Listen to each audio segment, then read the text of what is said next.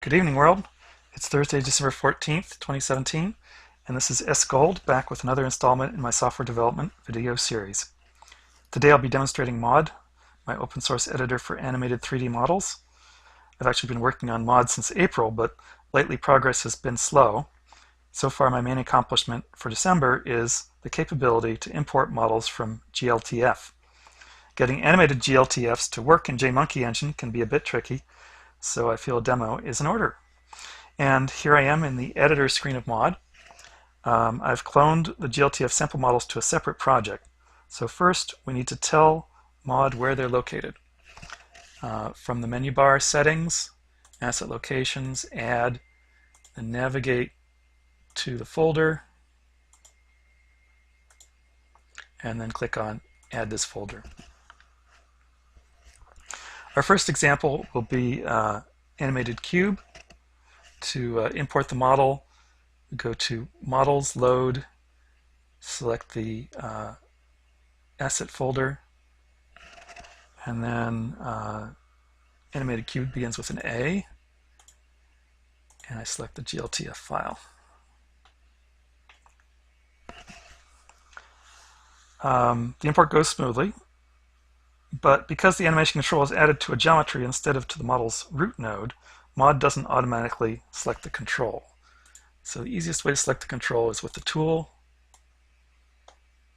select animation control. There's only one, it's called animated cube, and now we have one animation we can load.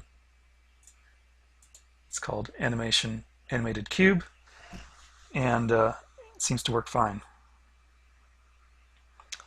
Note that this animation consists of a single track, and in fact it's a spatial track, not a bone track. If we look at it in score view, we can see that not only is it a spatial track, name begins with S, but it actually consists entirely of rotation. There's no translation or scaling data in the track, which is a little odd. My next import example will be Cesium Man. From the menu bar, as usual, select Load, Model Load, the folder, C for Cesium Man, and navigate to the glTF file. Again, there's only one anim control, but it's not selected automatically, so we'll do that. And this time, there appear to be 19 animations.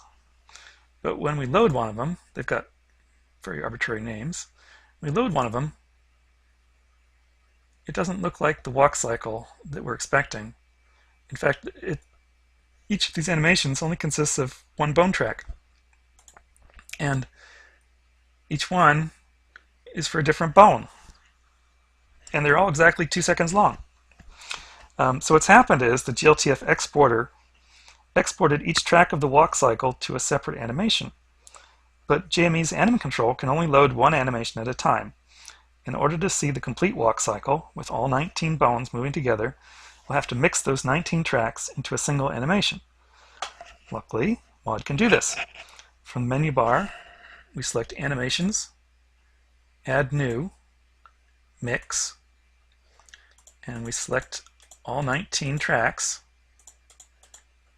so that Mod can mix them together into a single animation. The naming convention is a little obscure. It consists of the name of the spatial, which in this case is null, the name of the track, the name of the animation, which in this case is arbitrary, anim underscore and number, B for the type of track, bone track, or S for spatial track, the name of the bone in quotes, and then the letters TRS afterwards.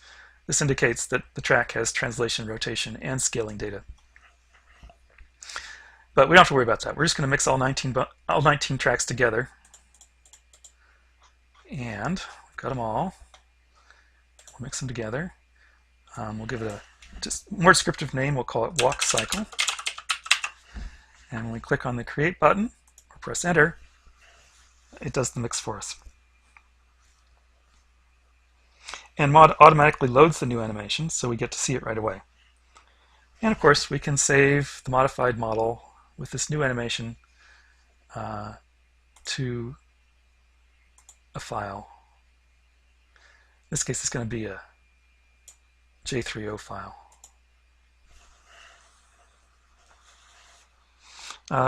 Then for my last example, I'm going to use box animated. Again, we have to load it, so from the menu bar, select Models, load the asset folder, and B for box animated, and select the glTF file.